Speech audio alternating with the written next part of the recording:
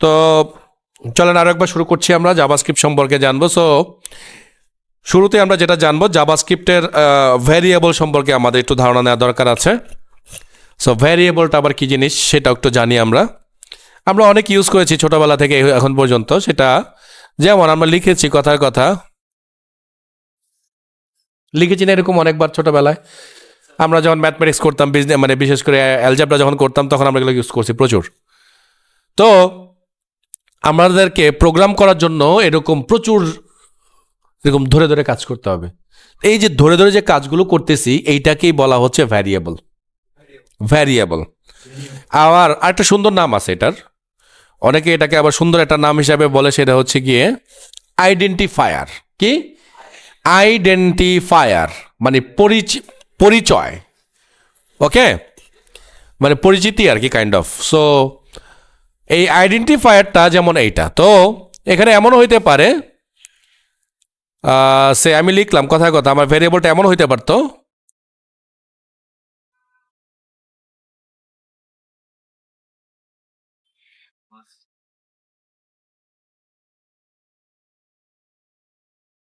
এমন হতে পারে।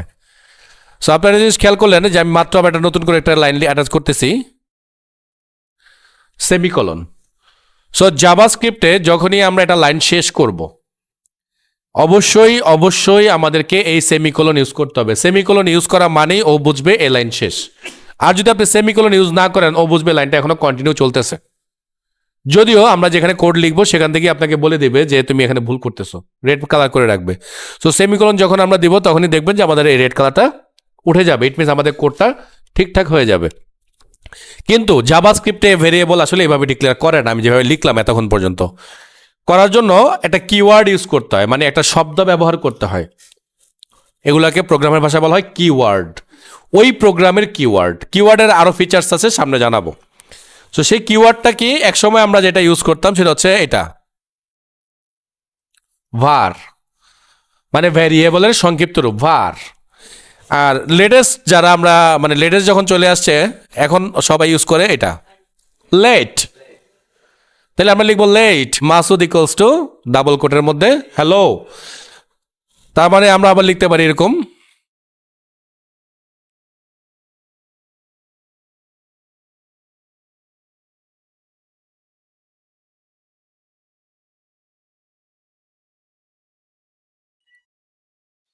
Atik equals to 20.00। হ্যাঁ। সো এইবার ও সাদির একটা ভালো প্রশ্ন করে ফেলছে, এটাই দরকার ছিল আসলে। ও বলল যে স্যার, এটার মধ্যে আপনি ডাবল কোড দিলেন, এখানে ডাবল কোড দেন নাই, এখানেও ডাবল কোড দেন নাই, হোয়াই? এটা একটা বড় কারণ হচ্ছে স্যার, এই ডাবল কোডটা ইউজ করব শুধুমাত্র আমরা যখন আমরা টেক্সট ইউজ করব তখন। আচ্ছা, তো যেটা বলছিলাম যে আমরা যখন টেক্সট মানে এবিসি টাইপের লেখা লিখব, তখন অবশ্যই আমাদেরকে এই চিহ্নটা ব্যবহার করতে হবে, যে চিহ্নটাকে আমরা প্রোগ্রামের ভাষায় স্ট্রিং সাইন বলি। স্ট্রিং সাইন, ওকে। সো স্ট্রিং বলতেই আসলে প্রোগ্রামের ভাষায় বলা হয়, আপনি যে এবিসিডি লিখতেছেন এগুলোই স্ট্রিং। ক্লিয়ার? মানে আমরা যেটা লেটার, অ্যালফাবেট বা বাক্য, শব্দ যাই বলি, প্রোগ্রামের ভাষায় এটাকে আমরা বলবো স্ট্রিং। তার মানে স্ট্রিং এর মধ্যে আপনাকে এটা লিখতে হবে, না লিখলে ও কাজ করবে না, ওখানে কোনো কাজ করতে পারবেন না আপনি। ঠিক আছে? আর যেহেতু যেমন এই যে এটা লিখলাম এক্স ইকুয়ালস টু 10, এটা লিখলাম এরকম, সে আরও একটা লিখতেছি কথায় কথা লেট স্ট্যাটাস, একটা variable STATUS, status equals to আমরা এখানে লিখতে পারি ট্রু। সো এটা কিন্তু প্রশ্ন হতে পারে যে স্যার, এইখানে বললেন যে স্ট্রিং, এইটা তো আপনি স্ট্রিং লিখলেন, তাহলে এখানে কেন আপনি ডাবল কোড দিলেন না? সো ডাবল কোড দিলাম না মানে হচ্ছে এই ট্রু এবং এই ফলস, ওদের আবার স্পেশাল মানে আছে স্যার। মানে ওরা হচ্ছে গিয়ে বুলিয়ান টাইপের ভেরিয়েবল। এই বুলিয়ান টাইপের ভেরিয়েবল, এই বুলিয়ান টাইপের ভেরিয়েবলের কাজ হচ্ছে এই ওয়ান মানে ও বুঝতেছে ওয়ান, সরি এই ট্রু মানে, দুঃখিত। আর এই ফলস মানে ও বুঝতেছে জিরো। তার মানে আমরা যে যখন যে ইফ লিখি না, এই ইফের মধ্যে থেকে সে আসলে এই ট্রু অথবা ফলস এইটাকেই খুঁজে বের করে। সো ট্রু হলে কি করব, ফলস হলে কি করব, এই জায়গা থেকে সেটা বের করা যায়।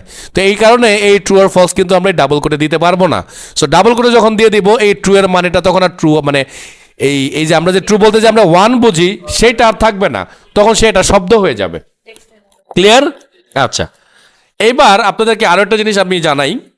এই যে আমরা যে এখানে লিখি যে এই যে মাসুদ বা আতিক বা এক্স, এই যে কথাগুলো আমি লিখলাম, এইটা ইকুয়ালস টু আমরা লিখলাম একটা কথা, এটার মানে কি আসলে? এটার মানে আমরা ছোটবেলা হয়তো এমন বলতাম যে এক্স ইকুয়ালস টু 10, তার মানে আমরা যদি বলি এক্স প্লাস কথায় কথা 20, তার মানে আমরা বলতাম হচ্ছে গিয়ে 30। তার মানে আমরা যেটা মিন করতেছি, এই মিনটা হচ্ছে এরকম যে এই 10 মানে যা, এক্স মানেও তা। আমি যদি একটু সহজ ভাষায় বুঝাই, আমি মনে করতেছি যে 10 টাকা কাউকে দিলে যে কাজ করা যাবে, এক্স যদি তাকে দেই সেই কাজটাই করা যাবে। ইট মিনস এক্স এর ভ্যালু হচ্ছে 10, তাই না? কিন্তু স্যার প্রোগ্রামের ভাষায় এই কথাটা টোটালি অন্যরকম। কেমন অন্যরকম? সেটা হচ্ছে গিয়ে এই যে ভ্যারিয়েবলটা যে আমরা এখানে ডিক্লেয়ার করলাম, এই যে ভ্যারিয়েবলটা, এটার মানে হচ্ছে আসলে আমাদের কম্পিউটারের একটা জায়গার নাম, কম্পিউটারের মেমোরির একটা জায়গার নাম। কারণ আমাদের কম্পিউটারের মেমোরিগুলো আপনাদের কাছে আমি যখন বেসিক ক্লাস করিয়েছিলাম তখন বলেছিলাম যে আমাদের কম্পিউটারের মেমোরিগুলোর অ্যাড্রেসগুলো এরকম থাকে,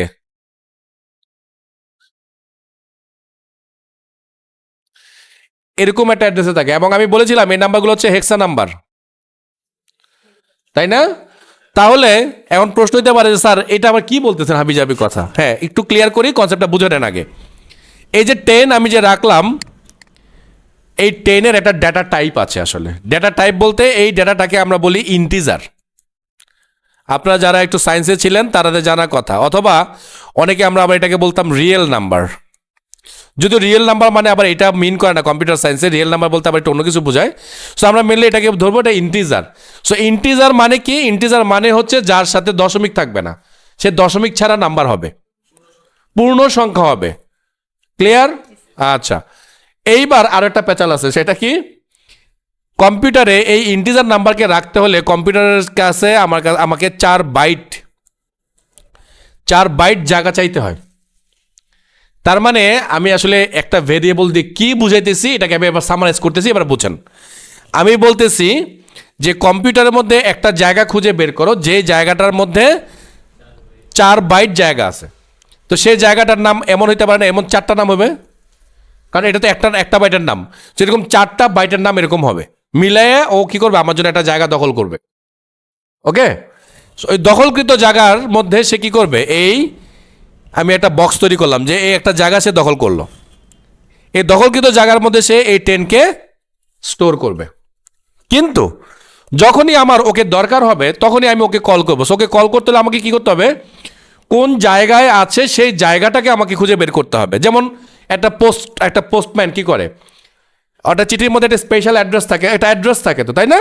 তো সে কি করে, ওই অ্যাকুরেট জায়গায় গিয়েই কিন্তু সেই চিঠিটাকে সে সেখানে দিয়ে আসে। তা আমাকে যখন এই ভ্যালুটাকে সেকেন্ড টাইম ইউজ করতে হবে, তখন আমাকে ঠিক ওই অ্যাকুরেট জায়গা থেকেই এই ভ্যালুটাকে খুঁজে বের করে নিয়ে আসতে হবে। এখন এই এরকম এমন নাম্বার দিয়ে যদি আমরা ওই জায়গাগুলোকে মার্ক করি, এই নাম্বার মনে রাখা কি সম্ভব?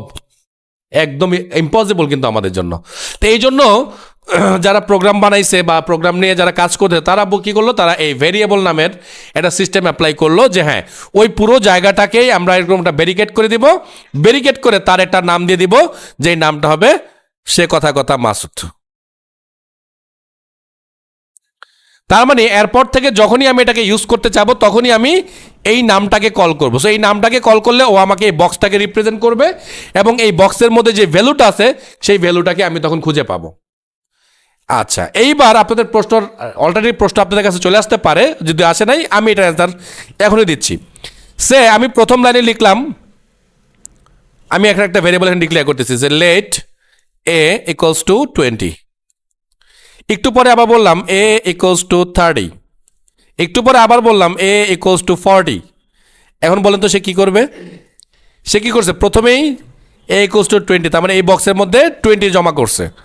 তারপরে কি করছে, পরের লাইনে এসে দেখে না এ ইকুয়ালস টু 30, তখন কি করছে, সেটাকে মুছে দিয়ে আবার 30 করে দিয়েছে। তারপরে এসে দেখে এ ইকুয়ালস টু 40, তার মানে সে কি করছে, আবার এসে 40 করে দিয়েছে। তার মানে কি বুঝলাম আমরা? তার মানে বুঝলাম যে এটা যে ওই স্পেসিফিক জায়গায় একটাই ভ্যালু রাখতেছে ও, কিন্তু 3টা ভ্যালু স্টোর রাখতেছে না পরপর। ক্লিয়ার? এই যে পুরা বকবকটা যে আমি করলাম, এই পুরা বকবকটাতে আসলে বোঝানোর চেষ্টা করলাম যে আমরা আসলে এখানে ভ্যারিয়েবল ধরবো, এরকম অনেক ভ্যারিয়েবল ধরে আমরা আসলে কাজ করবো। এখন ভ্যারিয়েবল ধরার একটা বড় উদ্দেশ্য যে এটাকে আমরা বারবার যখন ইউজ করব তখন আমাদেরকে ওই একটা নাম ইউজ করলেই হবে। আমরা যদি বারবার একটু পর পরে বলি যে a ইকুয়ালস টু 10, একটু পরে আবার মনে হলো একটা ভ্যারিয়েবল লাগবে b ইকুয়ালস টু 20, বা বলতেছি একই জিনিসকে যখন আমরা বারবার ইউজ করবো, এতে করে যেটা হবে চারবার করে জায়গা আছে দখল করা শুরু করবে। এত জায়গা দখল করলে যেটা হবে, আমার প্রোগ্রাম স্লো আর হয়ে যাবে। ঠিক আছে, তো এই জন্য আমরা যেটা করি ভেরিয়েবল ইউজ করবো। যেমন এই একেই আমি চাইলে 10 বার না 100 বার ইউজ করতে পারবো, কিন্তু সে মেমোরি একবারই খাবে। তোমার প্রশ্ন এমন হয়েছে যে আমি তো a ইকুয়ালস টু 40 লিখলাম, যে কোনো কারণে যদি আমি লিখি a ইকুয়ালস টু 10, এটার মানে কি হবে এরকম? মানে এ তো 20 সমতুল্য। হ্যাঁ আমি ওটার অ্যানসার হচ্ছে 30, বাট এর সমতুল্য তো আমার 40। হ্যাঁ, বাট এই ডিফারেন্স যদি আমার এরকম যদি লিখি আমি কোনো কারণে, হ্যাঁ, তাহলে এই ভ্যালুটা বাদ হয়ে যাবে, এই ভ্যালুটা বাদ হয়ে যাবে, শুধু এই ভ্যালুটা সে ধরে রাখবে। তার মানে আমি যদি এই অপারেশনটা কমপ্লিট করি তাহলে আমার অ্যান্সার আসবে 50। হ্যাঁ, ক্লিয়ার?